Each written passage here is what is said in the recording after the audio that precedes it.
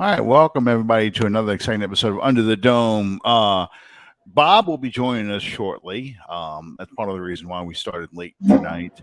And Sean is now in there, and I'm functioning on 4 hours of sleep. So I was worried for a little while there that we were going to go into overtime, and I had to get up early this morning for work, so I did not want to go to overtime, especially 10-10. So,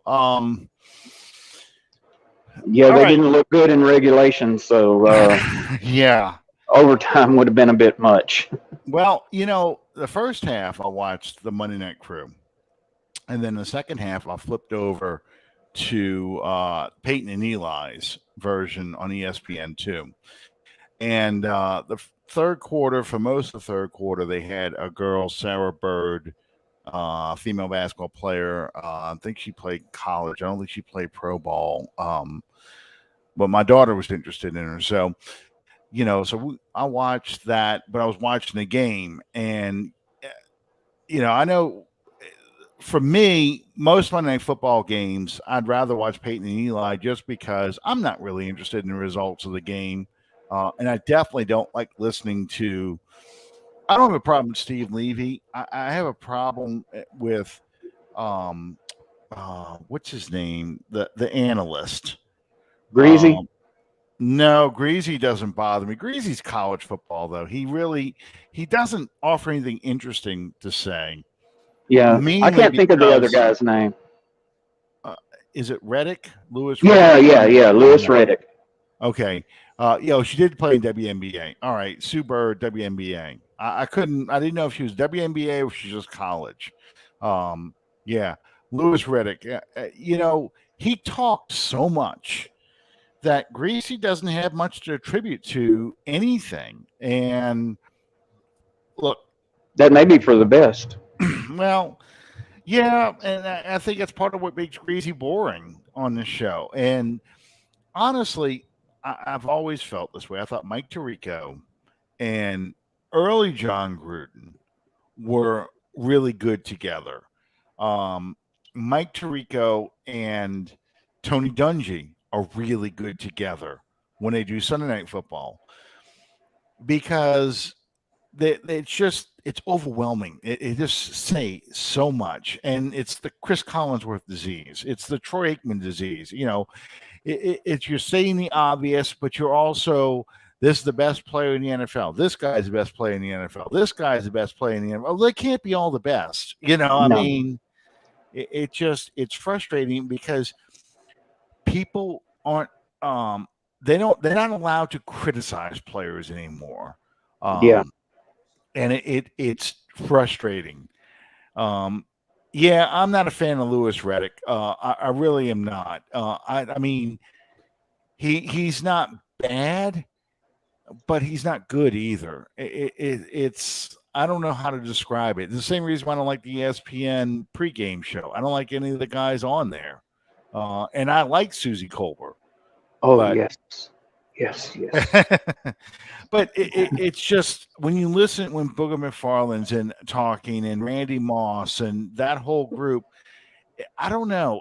It's like they don't say anything. They talk, but they don't say anything. It's almost like they carry themselves in such a way as they feel like they need to dumb down everything for the average fan to understand it. Well, it's not even that. It's like Roger Goodell is watching with his little notebook out.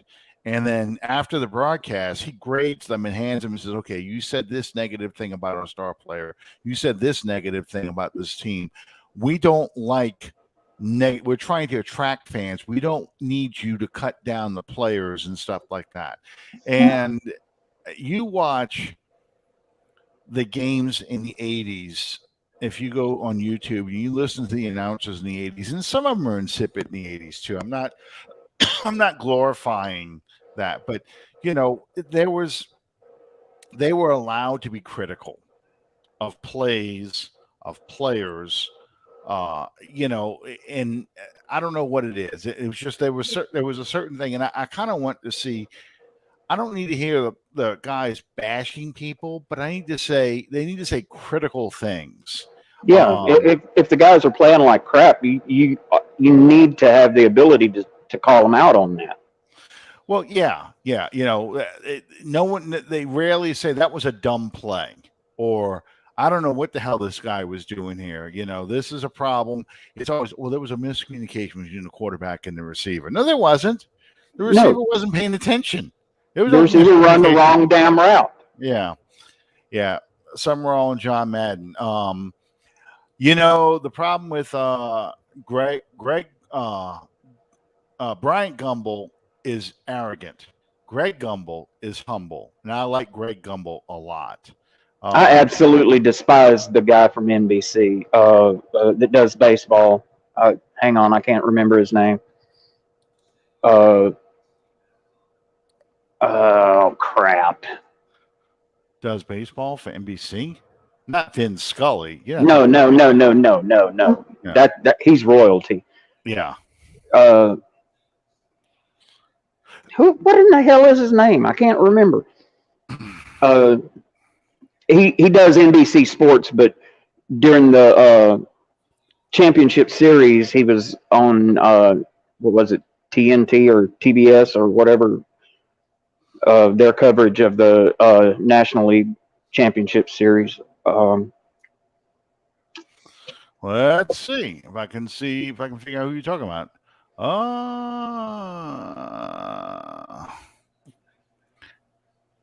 Okay. Let's see. I'm trying to get all the way to the current ones because I'm talking when you say NBC, I'm thinking Vin Scully and Joe Giraldi. That's no. I would never badmouth Vin Scully and McCarver. I don't like McCarver either. ABC. Let's see.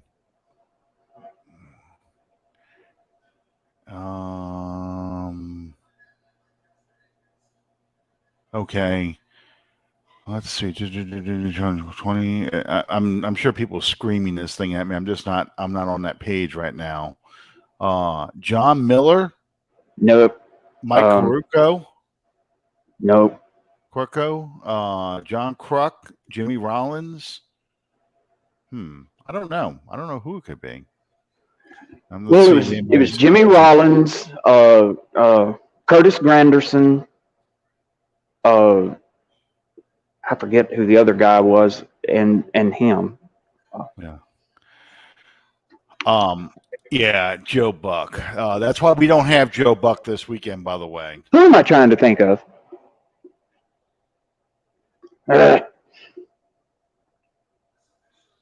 Al Michaels. That was ABC forever.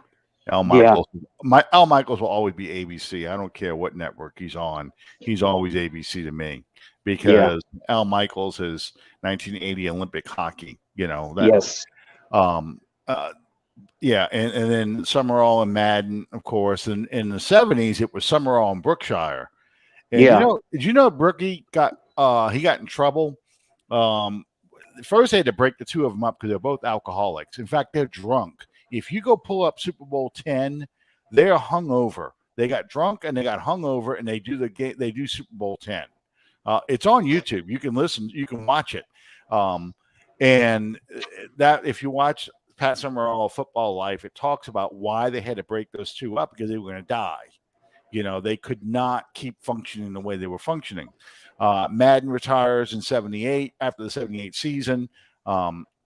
And he first gets paired up with some of the lesser CBS announcers, and then he goes on in 81, I think, to get hooked up with Pat Summerall and took over from there.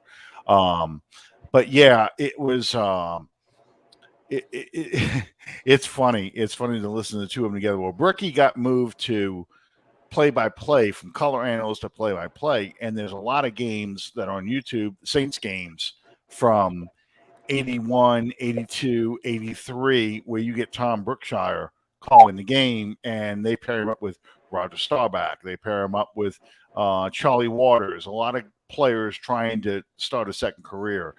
and Brookie got in trouble. Let me make sure I say this right. He was doing a preview of let's see. He was doing a preview for, I think it was Louisville basketball.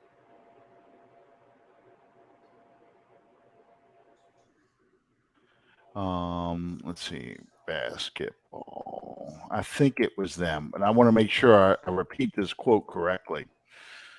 Tom Brookshire, in a promotional spot for an upcoming game. This was during, in fact, I think it's during a Saints game. They had a piece on December 17th, a college basketball game between the University of Louisville and, oh, look, there's Bob right there. It was a piece between Louisville and North Carolina State, and Brookshire is doing the announcing beforehand, and he says the Louisville basketball players, quote, had a collective IQ of about 40, but they can play basketball. And then when Waters tried to bail him out by saying, oh man, don't say things like that, Brookshire said, but it's true. So Brookshire got yanked that year. That was, let's see, what's the date? December 20th, 1983. So it was 83 season for the Saints. And yeah, he did he said other things like that too, but that was the first one. So I have to try to remember which Saints game it was. I'll have to find that. Bob, who does sports for NBC? You mean now? Yeah. Oh hell, I don't know. Shoot. You're not talking football specifically, right? No, we're just talking about announcers, because I was talking about how the announcers today just are not allowed to be critical of anybody. And I watched the Peyton and Eli stuff because Joe Morgan can't be Joe Morgan. You're not thinking of Joe Morgan, are you? No. This guy, he's been with NBC forever. You really catch me in a loss. I mean, when I think NBC, I think Dick Enberg. But I'm not sure. Oh my! Yeah, right. I'm not sure that's who you're talking about. No, it's not. It's talking about baseball, and I can't find out who it is. McCarver? So, but Tim McCarver? No, it's ABC. Okay. Yeah. I give up. I'm all for abolishing Major League Baseball anyway. So. Oh man, it's World Series going on right now too. I don't care. And for those who are interested, in the bottom of the third, the Atlanta Braves are beating the Houston Astros 5-0. Whoever wins this game, I want to win the World Series in a sweep, so that way it ends faster. That's all I'll say. I'm old enough to remember when the Astros and the Braves were both in the National League. So yep. It's weird for me to hear those two teams in the World Series. Just like the Seahawks used to be in the AFC. Yes, they were in 1976. Well, no, in 77 they moved to the AFC West, but in 76 they were in the NFC. They were in the NFC West. Yeah, and they were in the AFC after that move. They were in the AFC West until the realignment in 2002. Yeah. It was it's kind of weird, Tampa and Seattle were both. No, I'm sorry, Tampa was in the AFC, I think, for that 1 year in 76, and they flipped them. I think they flipped them and put the Tampa in the NFC Central. But it's funny, we're playing both former expansion teams back to back. We played Seattle last night, and we were waiting for you to come back, Bob, because we wanted to talk to you about the game. Defensively, I thought they played extremely well. Yeah. I don't count that touchdown by DK Metcalf because that was the most blatant example of a push-off I've ever seen in my life. He did it all. He grabbed, he fully extended the arm, and threw Lattimore to the ground. And this is the reason why I started my my rant about the announcers. The announcers are like, "Oh, he slipped. Oh, he just strong armed his way in there." Not a single person said, "Oh my God, that's blatant pass interference. How do you let that go?" You know, what kind of Because kind it's the New Orleans Saints. well, Hardly. regardless, yeah, it is. But regardless, you should have blasted that. That was horrible. And you know, the only thing they were critical of, and it wasn't even critical, it was Marcus Davenport roughing the passer, where you know he rolls, he sticks an arm out, slides down, falls on the ground, rolls, and you know. I think he sat on him.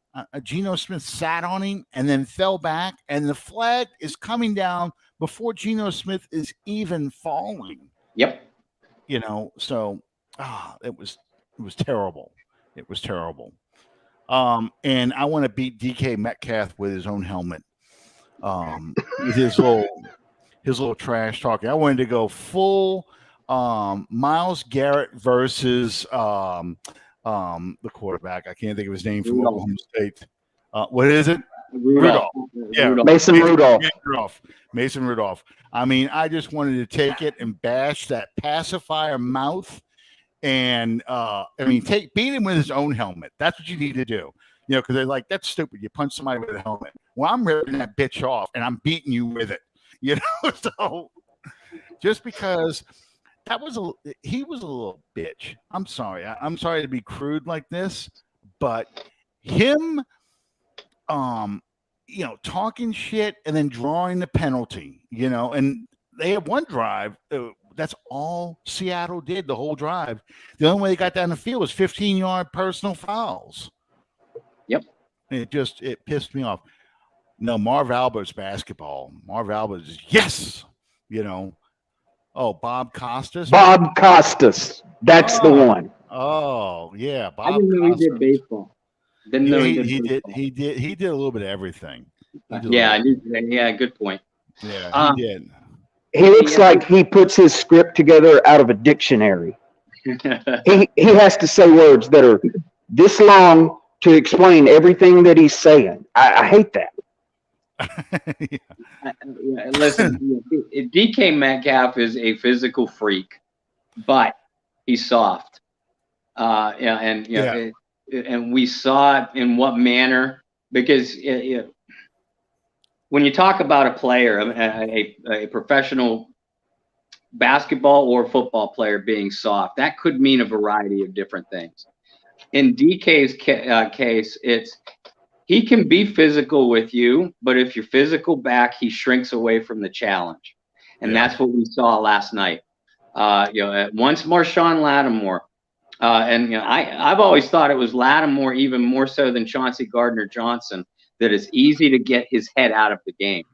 But once that veteran defensive leadership, specifically DeMario and Cam, got those young players calmed down, just like DeMario said in his post-game press conference, because Seattle was talking a lot of trash. They were doing a lot of shoving after the whistle. And we told our guys, they can do whatever the hell they want after the whistle, but we're going to beat the hell out of them between the whistles. And once the Saints started doing that, that's when you saw that defense take control. Yeah. DK Metcalf's touchdown reception was 84 yards. Mm-hmm. After that, Geno Smith had 10 completions for 83 yards. Yeah. That's daunting. I know it's Geno Smith, but he still has a talented group of receivers, and Seattle needed to throw the ball to stay in the game, and he only threw for 83 yards. Oh, yeah.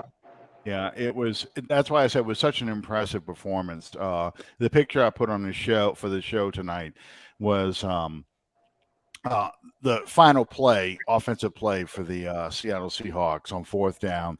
Demario Davis just missed bringing that interception down.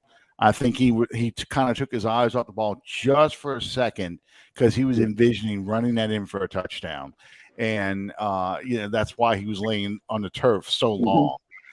And that would have been such a perfect ending to the kind of night he had, because he by far was the best player in the field. And I'm talking on both sides. He was the best player. And I'm giving all the props to Alvin Kamara too. Sure. We'll talk about the offense in a minute. But as far as just the leadership and every down he was out there playing 110%. He was the best player on the field. And I couldn't believe some of the things that happened in that game. Al Woods, which I was shocked. I knew this a few weeks ago, but I was shocked that Al Woods, the 4th-round draft pick of the Saints back in 2010 from LSU, is still in the league and is playing for the Seattle Seahawks. And then when he, on that field goal attempt, he just had a brain fart and just got up and you could see it in the middle. He's like, I can't believe I just did this. Yeah. And just hung his head down. It was just an incredible performance by the defense. I kept feeling the whole night that the only way we were going to lose this game is a turnover deep in our territory or a mistake by the offense, some sort of mistake by the offense. I felt we had the advantage in the kicking game, which that ended up panning out. Gilligan was still booming those punts. Yeah. You could hear him all like, wow, I can't believe he just did this, pinning him inside the 5, in on the 3, on the 1. I mean, perfect. And then how about let's give the props to our AC/DC lead singer kicker that we have now, Brian Johnson. In that kind of condition, yeah, there you go. In that kind of condition, that's the Highway to Hell shirt. Yep. Yeah, because I recognize the devil horns. Yeah. Yep. That's the Highway to Hell album. But yeah, so that's not Brian Johnson, that's Bon Scott. But anyway, in that first time kicking in an NFL game, a real NFL game, not a preseason game, anything like that. And he really nailed those kicks, and he put one kick off in the end zone. And that's particularly important because, as we found out today, Wil Lutz will be out for the rest of the season, which I'm not shocked. When a kicker having a groin injury and having to have surgery on that, and you think about Morton Anderson, when Morton Anderson used to kick, he would line up, and he'd always get a little funky stretch where he kind of kick his leg out like that and show you his junk a little bit before he lined up the kick. But I mean, that's a stretch a kicker has to do. You have to be able, it's like a golf club, you have to be able to swing that leg like that, and that's a tough injury to come. That's like a knee injury for a running back. It's tough to come from. It takes a long time to recover. So well, let me ask you guys, the Saints will have the I don't know, ability, opportunity, if they so desire, to terminate his contract next year. I know they just signed him to an extension. Mm-hmm. Could he be a salary cap casualty? No, I don't think so. I would be shocked. I would too. Unless Lutz came to the team and said, look, I'm not recovering the way I want to recover. Because it was Wil Lutz himself that pulled the plug on the season. He made that decision. I respect it. So unless Lutz has any lingering effects and he comes to the team and admits this, it would shock me if he wasn't a New Orleans Saint. It would not shock me if they restructured his deal. That's a Mickey Loomis specialty. 1 year after signing a player, asking them to do a restructure, not asking them, but doing a restructure. But I don't think Wil Lutz is going anywhere if he's 100% healthy. And they can get out of his deal this year. Next year, they can get out of the deal that they have with Peat. And 7 years in, he has never played a full season. Who are you going to get to replace him? Well, that remains to be seen. I know Twitter is right now screaming a swinging door to replace him. But honestly, here's the thing about Peat. He's the most versatile guy that you have up front.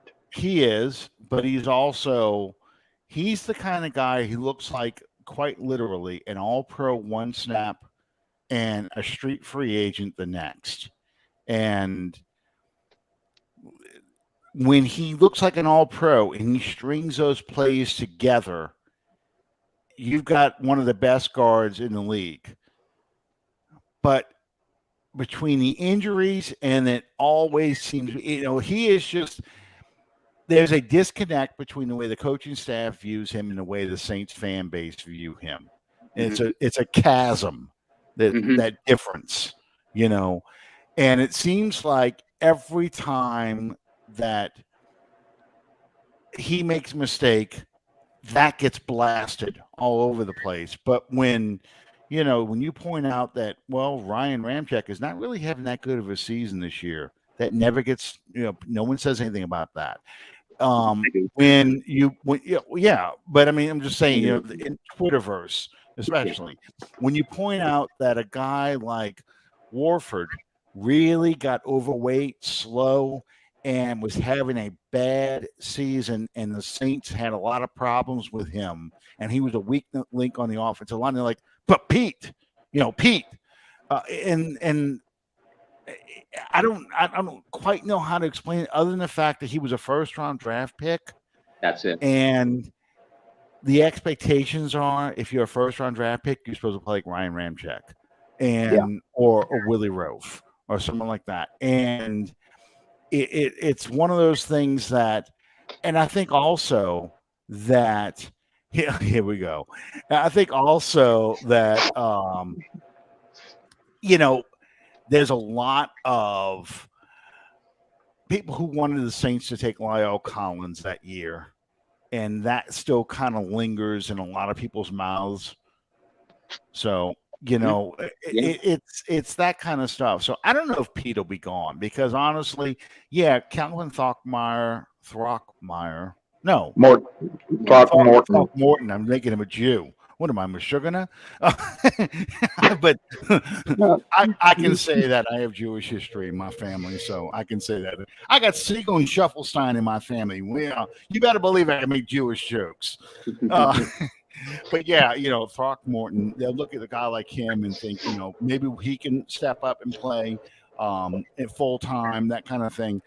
I think you really need to draft a guy to replace him. Throckmorton, I think, is one of those guys that is a great swing guard. Yep. But I think the longer he's out there, unfortunately, he's going to be out there for the rest of the season. But the longer he's out there, the more you're going to see his limitations, especially if people kind of fall around him. That's not to say that Pete's the greatest and Pete's irreplaceable, but it's just you really need to draft somebody to replace him. He's not Carl Nicks, he's not Jari Evans, but he's a decent guard. For what you have. So, well, and that might be another reason for the Pete hate because he's not Carl Nicks or Jari Evans, or even Larry Warford when Warford was playing his best. Part of the issue too, when Pete was drafted in the first round, I mean, that man was so fat and out of shape in training camp. I mean, we were at Greenbrier in his rookie year, and even my daughters who knew absolutely zero about football, we were watching them do gassers, and Pete was literally behind 20 and 30 yards from everybody, and my daughters pointed that out, and I was just disgusted. That, and they plugged Andrus in. Pete has nice versatility, but they tried to push him in to the position that he was probably worst suited to play, and that was right tackle, excuse me. And he was a swinging door out there. When he finally found a home at guard, to me, he has been well above average, but as a run blocker. As a pass blocker, like you said, Alan and Sean, that's where he's going to have, forget one great game, one bad game. He's one great play, one bad play. And with offensive linemen, what do you see? You see the bad plays. I think Throckmorton is going to do just fine. I love the way he filled in for Ruiz the first part of the year. So I think Throckmorton will be just fine. And if he does struggle, you do have James Hurst. We've seen Hurst mostly at tackle, but he was with the Baltimore Ravens as a guard too. So you can plug Hurst in there. My issue is if they get one more injury, if Pete is indeed out for the year, and that is new. If they get one more injury along that offensive line, they're dead. You know, they got nobody else now. That's right. Because That's the drop off from even James Hurst and Calvin Throckmorton to Will Clapp, which is your next option, is like that. Yeah. Yeah. Yeah, they'd be in deep trouble. Will Clapp basically is your third tight end. That's what he is. And you know, it's a shame my son went to school with him. He's the same age as my son, but he's just not an NFL guard. Or they've tried him at center. He really struggles at center too. And he played center in college and center in high school. But he has size and quickness that he can play as a third tackle. But when the Saints like to run those screen passes, when they like to pull their guards on trap plays and stuff, and pull their, and this is the other reason why Pete stays around as much as he does, because he's fat, and he gets beat, but when they need him to pull on a trap or a sweep, he's out there in front. He's quick. He can pull that really quick. So it's that kind of stuff that keeps him going, keeps him stuck on the roster. So, Calvin, we're going to get to this in a minute.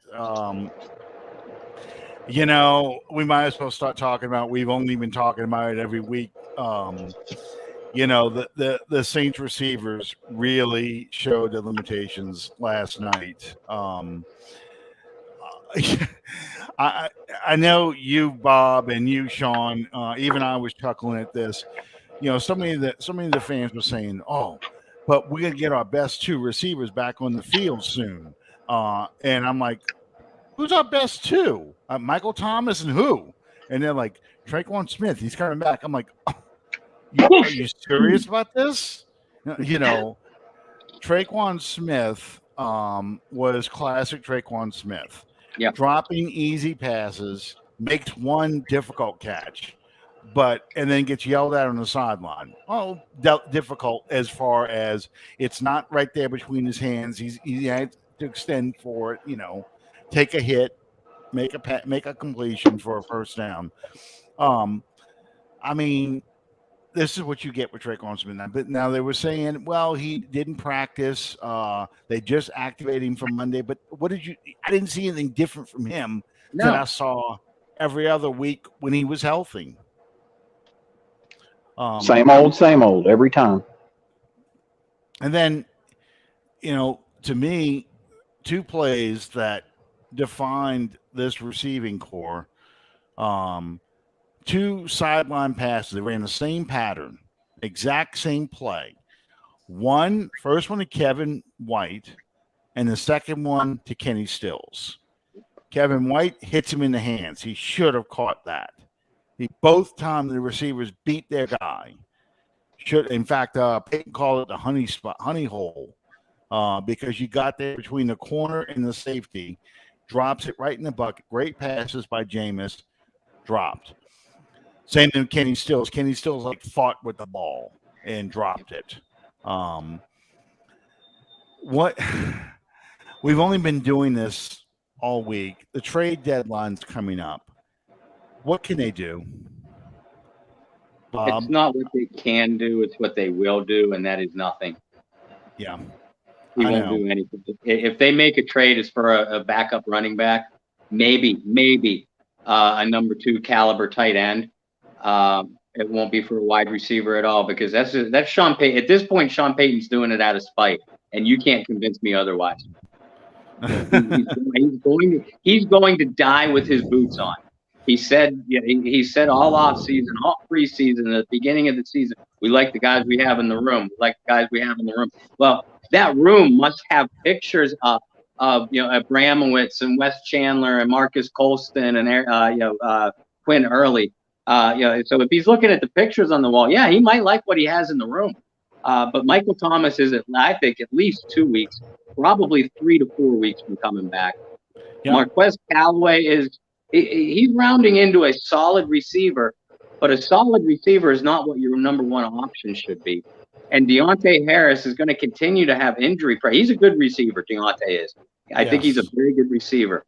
But as long as he plays a high caliber of snaps, you're going to continue to get 4 weeks on and 2 to 3 weeks off from him because he's just going to get hurt.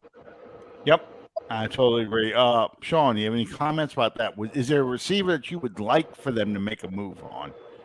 Like Odell Beckham, which seems to be the Dez Bryant of 2021.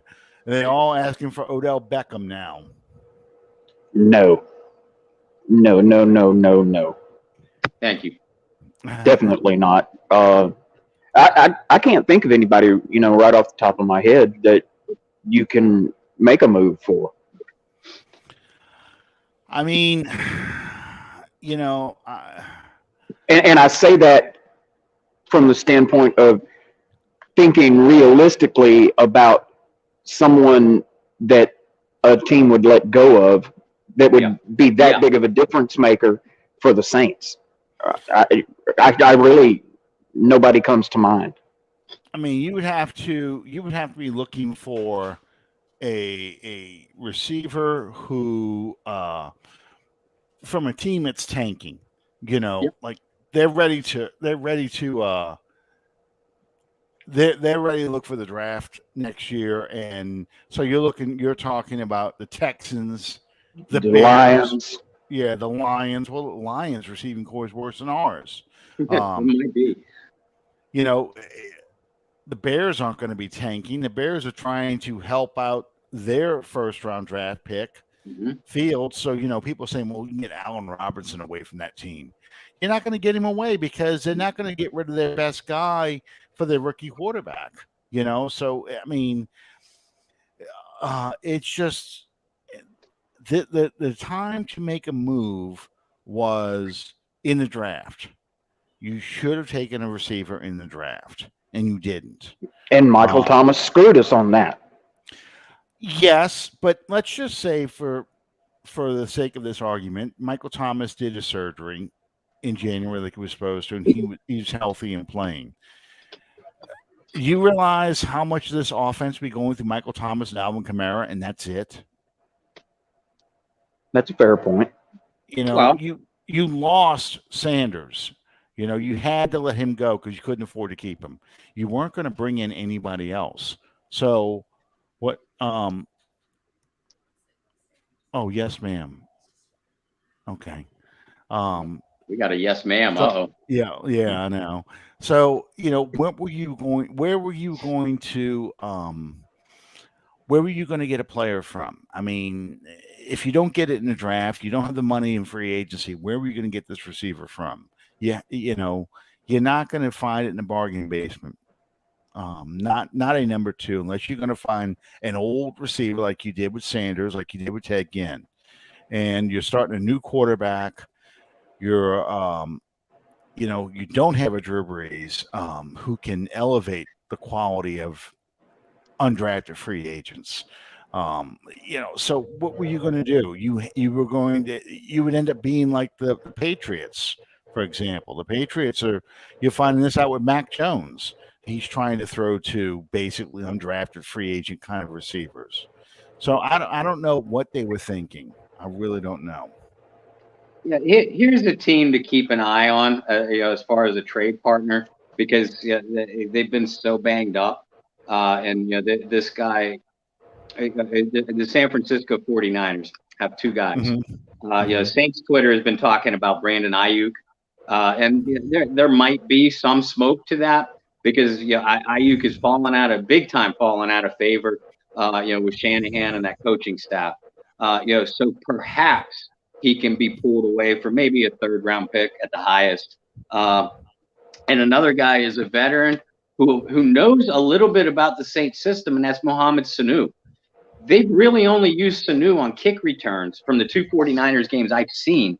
Sanu might have. We're not talking about a long-term fix here, because the only long-term fix has got to come through the draft, like you said, Sean, like you said, Alan.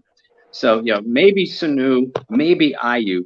Other than that, and I see you, Donald, and I'm just coming to that point. There's another point, and the three of us have talked about this. We talked about it in preseason. The Saints offense is one of the more complex in the NFL. It is simplified somewhat because they're breaking in a new quarterback, but that new quarterback is still learning the system. My point to that is if you bring in a guy now, it's going to take him at the very least, even if he is studious, it's going to take him at the very least 3 or 4 weeks to adequately learn the offense to produce the way New Orleans is going to need him to. So in other words, what about a guy? The only really viable solution now is a guy that knows your system, like Willie Snead, who just got released, or Brandon Cooks from the Houston Texans. I'm not saying I'd like either one of those guys, but I think either one of those guys would be a better solution for this year to help Michael Thomas when he comes back. The offense is still going to run through Thomas, hopefully, if he's healthy, and Kamara, with Callaway and a semi-healthy Deontay Harris as compliments.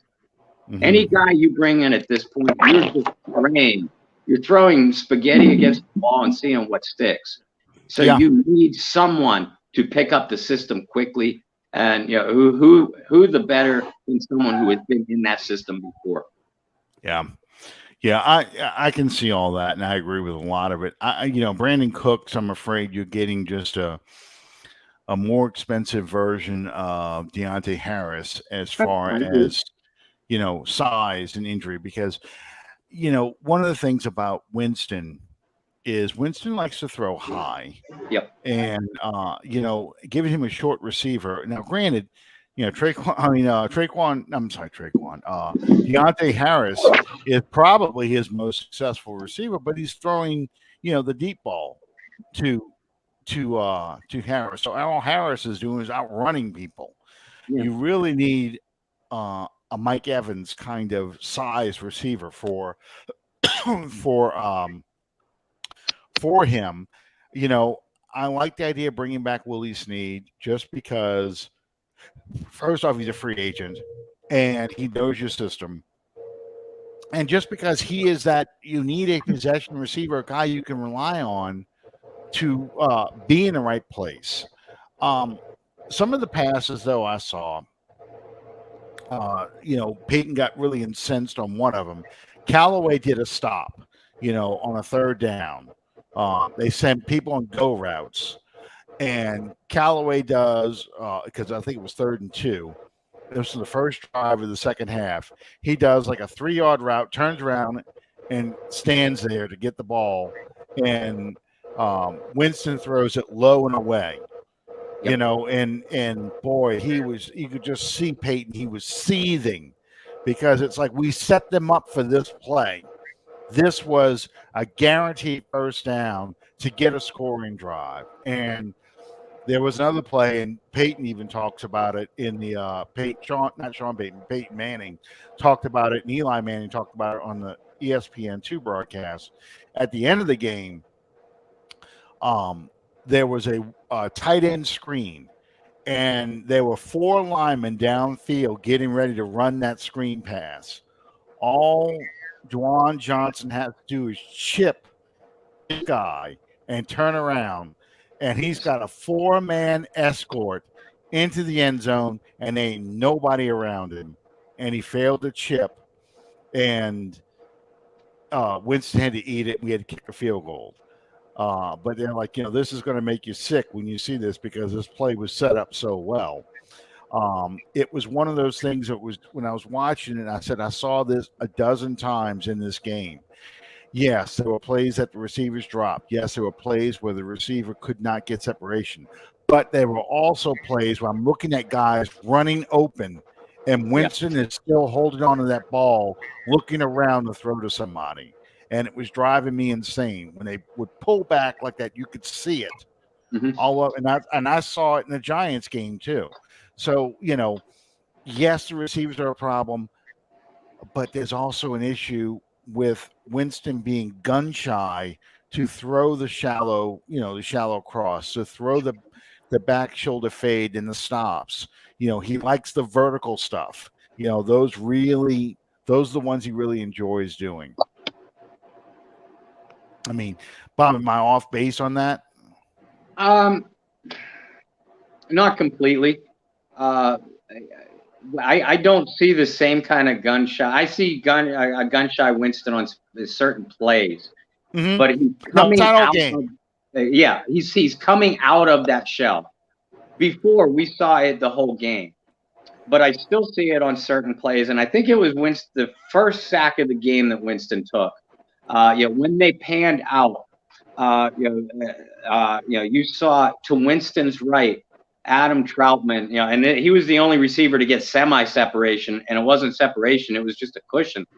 Adam Troutman had an out route, a sideline route, that if Winston could have got the ball out on time, it was an easy first down. But the issue is he's not getting the ball out on time because, at least on the short and intermediate routes, he is still holding the trigger just a hair too long. And my theory is because that it's still that 2019 ghost of Jameis Winston. If you get intercepted on a deep ball, those aren't getting returned for touchdowns. The coach is not usually jumping in your face because that's as good as a punt. You throw a pick on an intermediate route or a short route, that's either going to kill your scoring opportunity or set the opponent up for an easy score. And that's where Winston is afraid. My theory. Sean? I agree completely. He's so afraid of falling into that narrative that followed him from Tampa that he's, as you said, he's holding the ball too long. He's second guessing himself, and he's having to eat it a lot more. Yeah, and it's going to be even worse next week because he's playing against his former team. Yeah. So he's going to be even more careful. He's going to want to throw the deep ball. That's a given.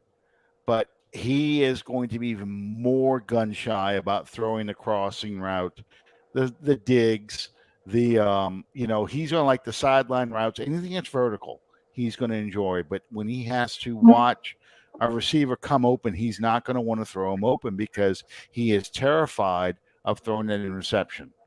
And it's, I don't know how to fix that other than he has to keep coming out there.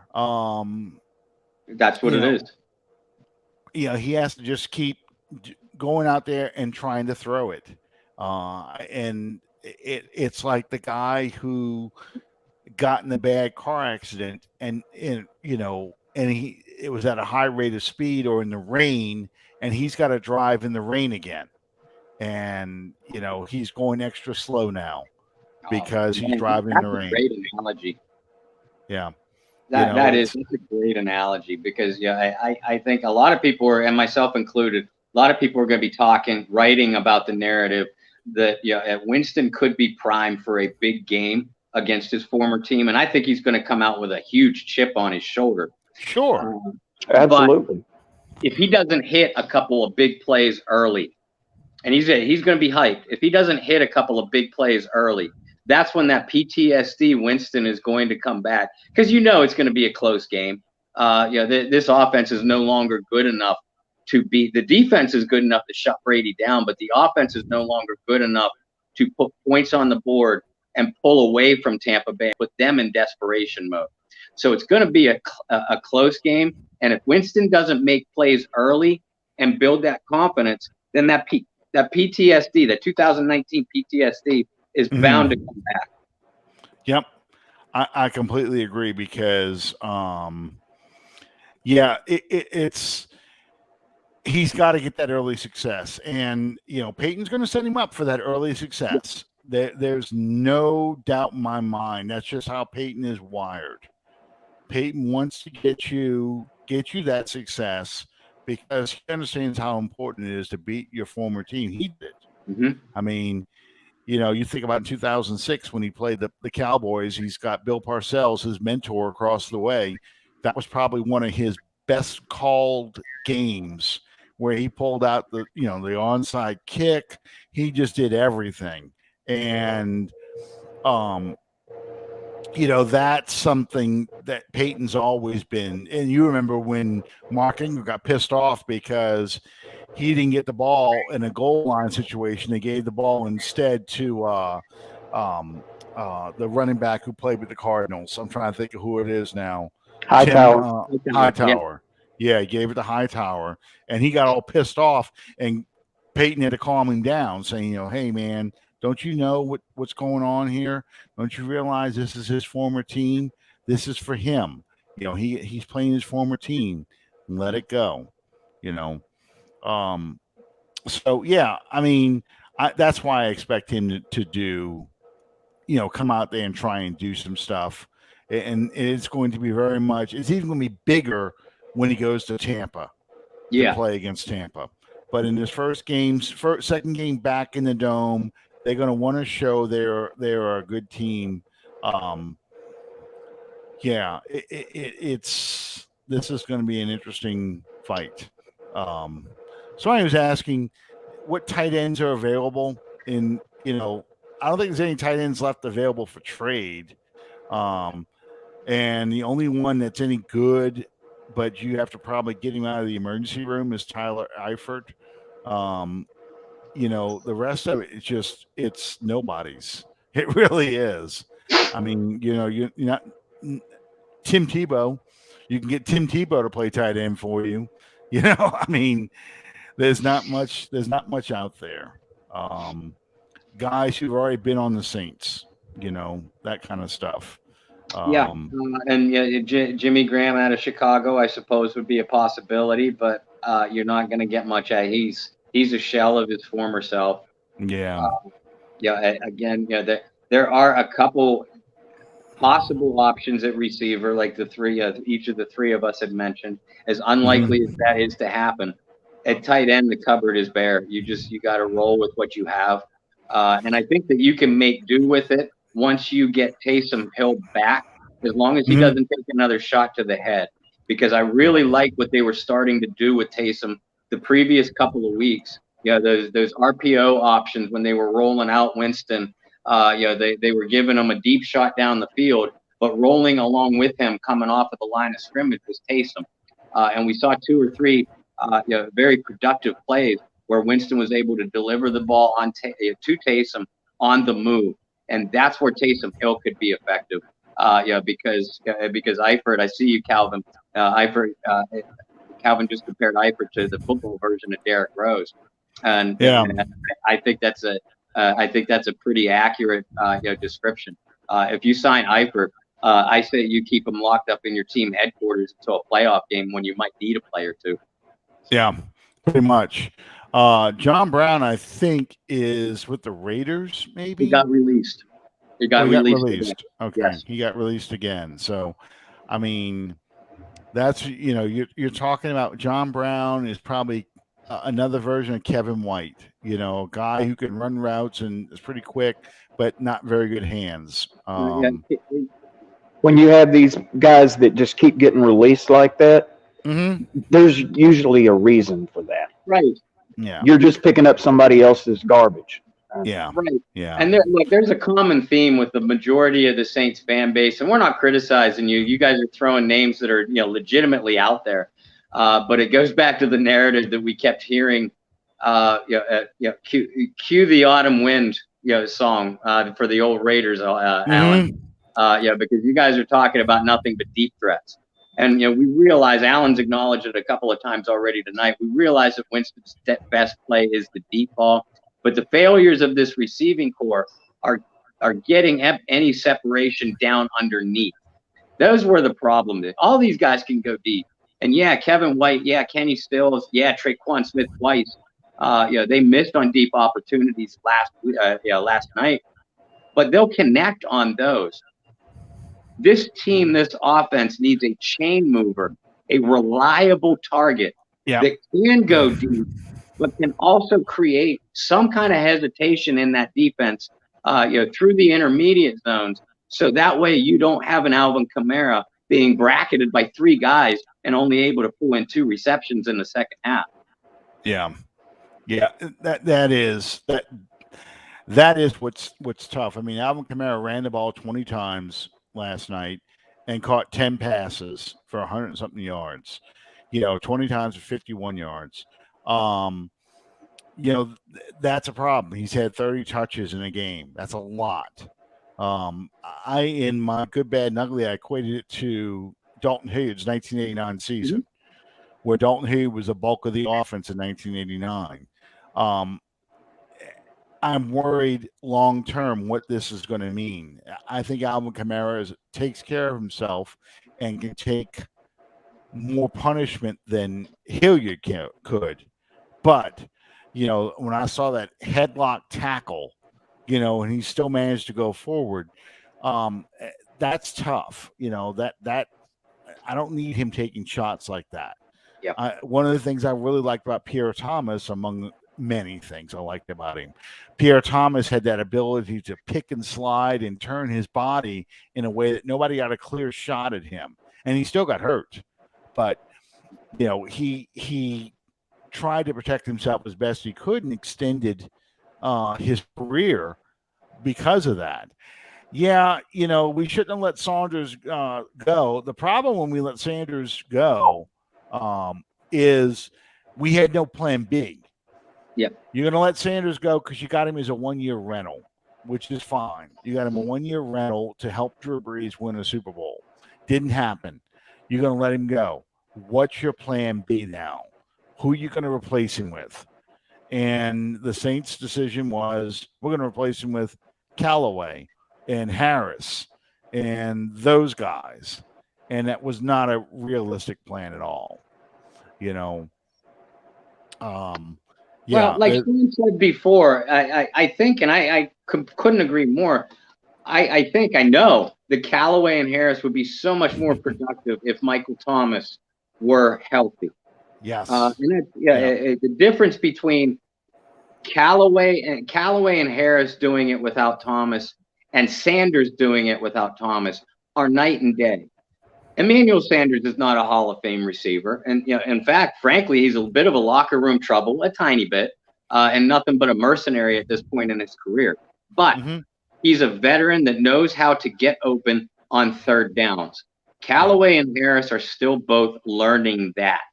And without Michael Thomas, you've had to learn by literally being thrown into the fire with, again, a quarterback that's still getting his feet wet and his comfort level up in the system. And that was just a recipe for disaster from the start. I was really frustrated more than not picking up a receiver. I was really frustrated that, okay, we're going to let Jared Cook go. I get that. And, I was ready to kill him too after that Tampa game. You let Jared Cook go, but you were going to replace him with who? You lost Josh Hill. So already I was worried because I wasn't expecting Jimmy Graham out of Adam Trautman. I certainly wasn't expecting, Jared Cook, a pass catching tight end. I was expecting somebody more along the lines of I'm going to have to go back in time a little ways for these tight end names, but kind of a John Tice, kind of a tight end that catches maybe 25 balls all season, but really is your inline blocker because you're going to run the ball a lot. Just not that guy who's going to line up outside the numbers and be the threat, the passing receiving threat. That's where I think the Saints dropped the ball and should have brought in a guy like a Kyle Rudolph or one of the aging tight ends that were out there that was available for you to get earlier in not a guy, kind of somebody who's going to serve as the Ben Watson, on the team. You're not going to get a lot of production out of him, but you're going to get some. And he's a locker room leader who could teach these young tight ends how to catch the football. We didn't get that. And it was so difficult as I was looking at these things. That's why Juwan Johnson is your number one tight end right now, because you've got a guy who is another Dan Arnold is another Boo Williams from the standpoint of translating from a receiver to a tight end and trying to get used to doing the tight end kind of things. An undrafted guy, no less, and you're kind of counting on him to be your pass catcher, without having a veteran tight end to kind of help out. It just was not a good decision. And that's why, for me, I kept saying this is going to be a transition year because I could see your receiving room is weak, especially once Michael Thomas is out. Your tight end room is weak. Where are your pass catchers going to come from out of this group? It's a wing and a prayer out of that, almost literally. And then you top it all off with you putting Jameis Winston back there, Mr. 30 for 30. So, you got that issue that you got to control him. And then, on the downside here, the other thing that really screwed us up was Latavius Murray not playing as good as he should have for us. So now you don't have a running back to spell Alvin Kamara. You've got a Tony Jones. You've got Ezigbo tried a couple times in the game last night. These guys aren't ready for primetime players yet. These are guys that you could come in, like I think Tony Jones' good equivalent would be a Mike Bell. Somebody can come in late in the game and do some stuff, but you really don't have that 1-2 punch that you really needed. So it was there's a lot of problems with this offense from a skill position thing that, when you look at this team week to week and you're wondering why they can't get drives going, that's why these guys just aren't executing. They're dropping passes. They're running bad routes. Winston's holding the ball too long. So, I don't know. I'm ranting too long and you guys just looking at me. But, do you feel do you see anything different? Is there anything I'm saying that's not quite right or? No, I agree with you 100%. It's tough to watch. So you have a painful offense to watch. And, except for one game that we won, the Washington game, our defense has held people under 20 points. It's very Jim Moore-like out there. Do you guys see that? Trying to win with defense and special teams. Yeah. Bob, I see that. As a matter of fact, I think the three of us have mentioned it before. I forget after which game. It feels like the New England game. That we said that about. But the thing that concerns me, and I have seen a more aggressive play calling out of Sean Payton against Washington, and even last night against Seattle. Just still poor execution. Hopefully Payton is getting a little bit more confident with his play calling, because the issue that I had with those Jim Mora teams, if you're going to win with defense, special teams, and field position, that's okay. But the time will eventually come where you need your offense to win a game.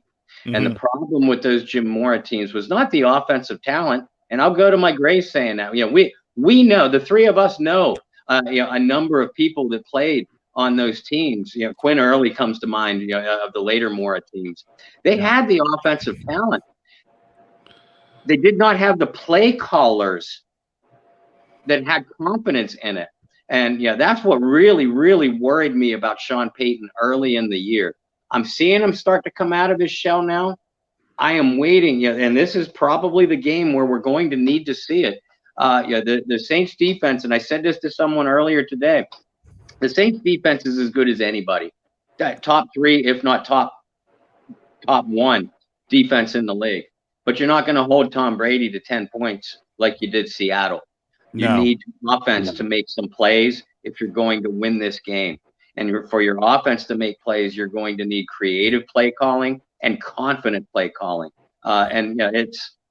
It's like water flowing down the hill, down a hill. Even if it'd be great if they got some early momentum, but if they don't offensively, is Sean Payton going to have that kind of confidence into the middle and latter stages of a game? Is Jameis Winston going to have that confidence in the middle, latter stages of a game? That's what's going to concern me, and that's what's going to be the difference between a New Orleans Saints team that can make a deep playoff run or one that barely squeaks into the playoffs or just misses it altogether, like a lot of those Mora teams did. Well, Bob, I mean, not Bob, Sean, I'll ask you, John Butler made a comment, why are you running on a 3rd and 7? Why are you running a 4-yard pass pattern and not going to the sticks? And I tweeted, Carl Smith has entered the chat. So he really enjoyed that one. Sean, this game coming up, what do you think is the game plan or the best game plan to take care of Tom Brady? How would you defend Tom Brady? You're going to have to use as Bob alluded to, you're going to have much better execution on offense. You're going to have to put together long and sustained drives, eat up the clock some. The best defense against Tom Brady is to keep his ass on the sidelines. Mm-hmm.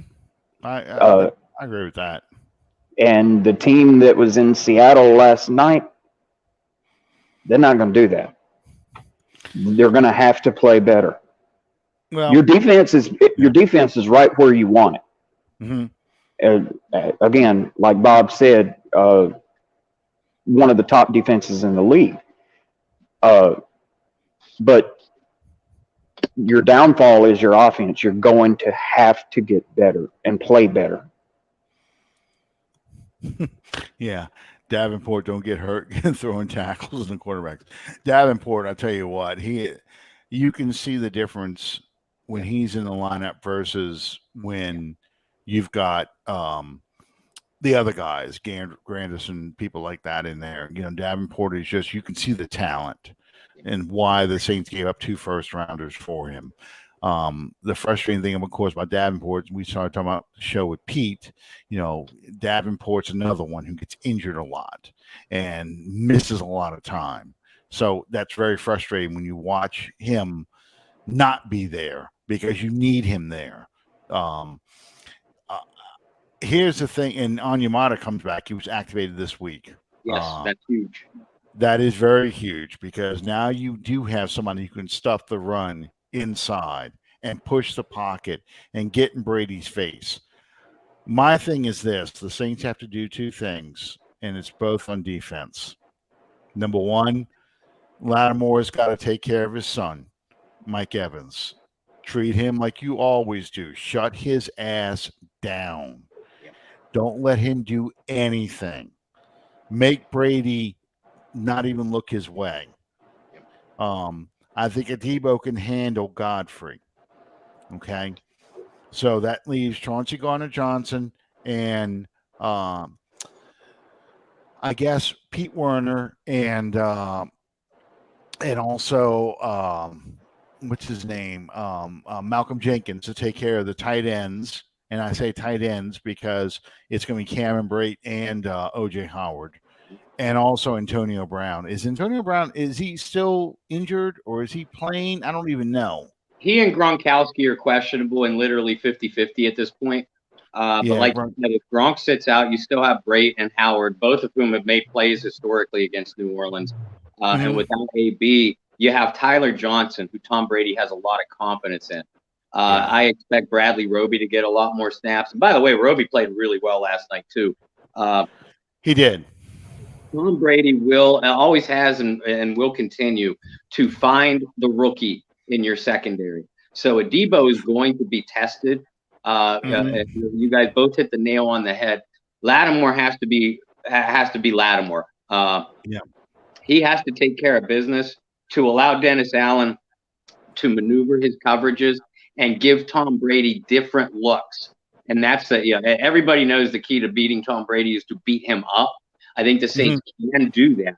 And as long as they can, that's check mark advantage Saints. But Allen has to be creative with his coverages, his blitz packages, his drop packages, but to be as creative as possible Lattimore has to be, take care of business one-on-one without any help. And you have to take away the run. You have to shut Absolutely. Fournette down. You do not. You make, because Bruce Arians is a lot like Mike Martz. If he doesn't get success early running the football, he stops running the ball. Mm-hmm. So you have to take the run away from him. And to me, if you can do all those things and get in Brady's face and put a lot of pressure on Tom, where he's screaming at the official that, they're holding my guy, they're doing these things, that's the key to beating him. Yep. You look at the 2 games last year, we got to Brady, I think, 10 times in that game. We sacked him 10 times between those 2 games. We picked him off 6 times, or 4-6 turnovers. I'm doing this from memory here, but I think he got 6 turnovers between the 2 games, 2 interceptions and fumbles. Brady was uncomfortable most of the night in both of those games. Okay. In the playoffs, though, they never touched him. They never sacked him. They never got a turnover. He was comfortable, and they were able to run the football. And if they can run the football, that makes Brady deadly. When they can't run the football, Brady doesn't look as nearly as effective. So that's going to be key. The Saints defensive line handling the Bucs offensive line. Mm-hmm. I'm thinking about Tom Brady when he said in 2007 against the Giants in the Super Bowl, you guys are fooling yourselves. There's no way you're going to hold us under 21 points. They held them to 14 or 17. That's the kind of game you have to win. You have to win this ugly ball control. Let's win this game in the fourth quarter with 1 drive, and not leave Tom any time left to win the ball game. And that's kind of what it's going to have to take to do this. And, to me, that's the key to victory. And if they win that game, their season turns. If they lose that game, now you're in the 7th seed kind of idea, because you're not going to win the division, because they would have had Tampa already has a 3-game lead on everybody. You lose a divisional game to Tampa, it's 3.5 games, and now you're battling, believe it or not, the Falcons for a wild card spot. How you figure that the Falcons at 3-3 right now, and we're at 4-2. And remember, they have the Falcons, that following week. In the Dome. And by the way, guys, now that we're on the air together, and you knew this would probably happen, but I am confirming I will be in town for that Falcons game. You will be. Yeah. So the 3 of us, we got to get together. Viewers, shoot me email, shoot me DM, shoot me text. I want to actually see some of you when I come to New Orleans. Alan and Sean and myself always get together. But the rest of you ghost me when I come to New Orleans. I'm beginning to feel some fake love. But listen, I see what you're saying about, and definitely, no matter how New Orleans wins this game, it throws them into the conversation legitimately of legitimate contenders. And I still don't buy it yet. Playoff contenders, yes. Super Bowl contenders, no. Yeah. If they lose this game, it depends the way they lose it. I think they could lose it and have a good showing, a strong showing, and still feel pretty confident. I'd feel pretty confident, and I think they feel pretty confident about themselves. If they get blown out of the water, and I don't discount that, I can see it happening. Sure. I can see things getting out of control and snowballing. That's if they get blown out at home, it's almost back to square one for this team. Sean, do you agree? Yeah, I really do. I mean, because here's the thing: if you win this game against Tampa, you're now in a tie for Tampa for first place, and you own the tiebreaker for the division, okay, by half a game. because you've got that one divisional win, leading to the game in Tampa as really the showdown maybe for the division. And as good as Tampa has looked all season, if they end up in a tie with us, that's a lot of pressure on them to keep winning. And this is a loaded team, and they have to keep winning. Well, the secondary is not very good, but our receivers aren't very good either. So that's a wash. But yeah, I mean, and here's the last thing I'm going to say before we sign off for the night. We have seen now in this game last night, and also in the Washington game, the importance of Taysom Hill in this offense. Yes, Taysom's not going to be your starting quarterback. We all have to accept and deal with this. I mean, the Taysom fans, but Taysom has a role in this offense, and it's beyond the you're screwing up Jameis's rhythm kind of stuff by putting him in there in short yardage and in goal line and stuff like that. Taysom's role is the power back. And there were times we saw last night on 3rd and short and 2nd and short, Taysom picks that up easy. He's running through there. Because, we went for it on 4th down. We were like 2 of 12 on 3rd down last night. And a lot of times we were 3rd and 2, 3rd and 1, very achievable first downs. And when Kamara got the ball, they seemed to swarm him and get it. And yeah, it does happen to Taysom too. But how many times have they swarmed Taysom Hill and he pushes that pile? As long as he can get low, he pushes that pile. So Taysom Hill has a huge role to play against Tampa. Again, the 2 games he won, Taysom Hill played. The 1 game he was out, we lost. And that was the playoff game. So that's the role he fits in this offense. There was one more thing I wanted to talk about, and I completely forgot it. I don't remember. It had something to do with I was previewing this show. Is there anything else you guys want to talk about as far as tonight? Trade deadline is what, Bob? It's November 2nd. Oh, November 2nd? Okay, yep. Sean, thank you. Now I remember what it is. Okay. You know me and Alabama players. Deshaun Watson is the last thing we talk about, then we can go. Deshaun Watson is rumored to be the player they want to trade, that's going to get traded this week or before November 2nd. And Miami is in the conversation. The Carolina Panthers, who are fading now, bench Sam Darnold. Carolina is allegedly in this conversation, but Carolina, to me, has no assets. In fact, they even talk about taking play calling away from Joe Brady. So this is really amazing. But do you think, number one, Deshaun Watson gets traded? And if so, where? Bob? I don't think he gets traded because I think the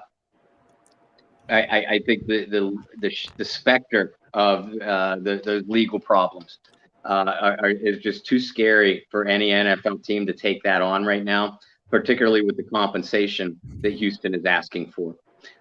If he gets traded, I can see Miami being the top option, and there is some smoke to that fire there. But you watch for the Denver Broncos. They're a dark horse, and I said it in training camp when I said the same kind of thing, that I didn't think that Deshaun Watson would get traded because of the legal issues. But at the time, Denver Broncos were my dark horse. And I think I had the Philadelphia Eagles at the top of the heap then. The Eagles are still in the rumor mill, but Miami rightfully is at the top of the heap. But if Deshaun Watson gets traded, my call is the Denver Broncos. Sean, do you think? I would say Miami. Miami. I agree with you. I think Miami is his top destination only because Deshaun has a no-trade clause, and he can veto whatever team he does not want to go to. I do know he vetoed the Eagles. He does not want any part of the Eagles. So I think it's between Miami and Carolina. who's willing to sacrifice more to get the guy. And keep in mind, Carolina has already traded their 2nd and 4th round pick for Sam Darnold. They have a 1st round pick. They don't have a 3rd round pick because they traded him for C.J. Henderson. So you've got a 1st and a 5th. And I believe they have a 6th and a 7th. I think that's what they've got left. That's not a whole heck of a lot of ammo. Miami, I think, has 2 1st rounders next year as well. Yeah, so they've got a lot more ammo to make this move. Now, if they make this move, and the league keeps saying over and over again, he's not Watson's not on any kind of suspended list. He's not on any kind of watch list. They can let the legal process play out unless he comes to New Orleans. They can let the legal process play out. So, they're trying to encourage teams to trade for him. If he goes to Miami, what happens to Tua? Tua is part of the trade. If he goes to Miami, Tua goes to Houston. I think that without a doubt, he has to be part of the trade compensation. Because Miami's not going to release him. They invested a lot just to get him in the first place. Houston, I know they drafted David Mills, but you look at the quarterback class of 2022, and they just look real thin. Tua and Houston's head coach, I forget his name off the top of my head. I think he's an SEC guy. You could see him wanting to bring in an Alabama guy, possibly, because Tua has no home if Deshaun Watson goes to Miami. That's why. That's one of the reasons why I think Denver is a possibility too, because Denver can deal either Locke or Bridgewater back to Houston to give them a bridge starter. It's the same kind of logic, about Tua being moved to Houston. Yeah, it's funny. Bridgewater, just like Sam Darnold, Bridgewater's kind of the guy that people want out now.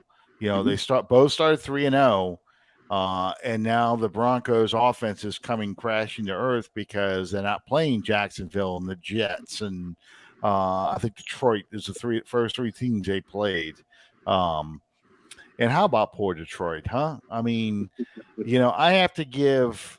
I only feel for them because of Dan Campbell, because ex-Saints tight end coach, and he's trying to get these guys to win. And if they go 0-16, it's not because of a lack of effort. They just keep screwing up. I mean, how many times you get that? It's like Drew Brees' worst nightmare. How many times do you get close to winning a game and somebody hits a career-long field goal against you, and somebody else gets one, a long field goal against your team? You just can't get over that hump. So it's I feel for them. I think they play better than they did under Matt Patricia, but they really need to get off the schneid in a hurry. Bob, what are you working on this week? And that'll be the last one we talk about this evening. I think I'm going to go straight into Tampa previews. Okay. Guys, I hate Monday night games. I mean, it just messes up my rhythm for the week. Because usually I come into on a Sunday game. I do my Monday recap, game balls or whatever. I'll do kind of a rogue piece on Tuesday, and then I go into game previews on Wednesday or Thursday. Now, we're sitting here Tuesday night. We got all kinds of Halloween and birthday party festivities for the little guy on over the weekend. So I got to get my butt moving and get these 4 previews cranking out. So I think that's what you'll probably see from me tomorrow afternoon is the first of the 4 Tampa previews. That reminds me, happy birthday to your daughter, 23 years old. Yes, I saw that. My daughter is 23 as well. She's like, she's the same age as me. I'm like, yeah, she sure is. So happy 23rd birthday. Yeah, I hate Monday night games too, because I'm really thrown off. First off, Sunday, I'm watching crap games. Yeah. I'm just going, God, this is horrible. Is this what it's like to be in a non-NFL city?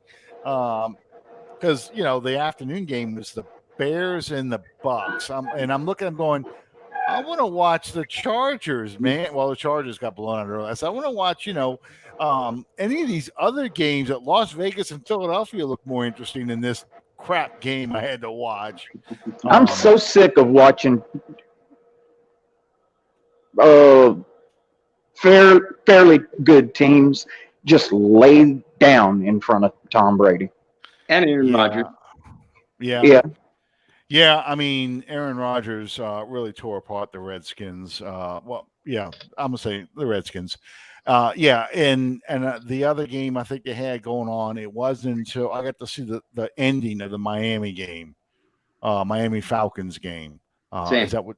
Yeah, that they showed that because the the Packers took care of Washington so quickly that they had time to show almost the whole fourth quarter of the Miami game. But yeah, that's when I miss being able to pick whatever game you want to see, because that was a terrible game that they had on. I kept saying, remember in the old days, it was like we take you away from this game to send you to a more competitive game. Yeah. They don't do that anymore. I miss Yeah. that.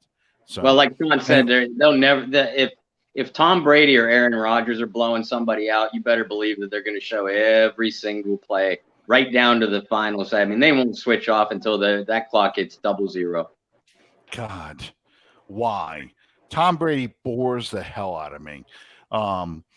It's just I much rather watch, I don't know, paint dry than watch Tom Brady play.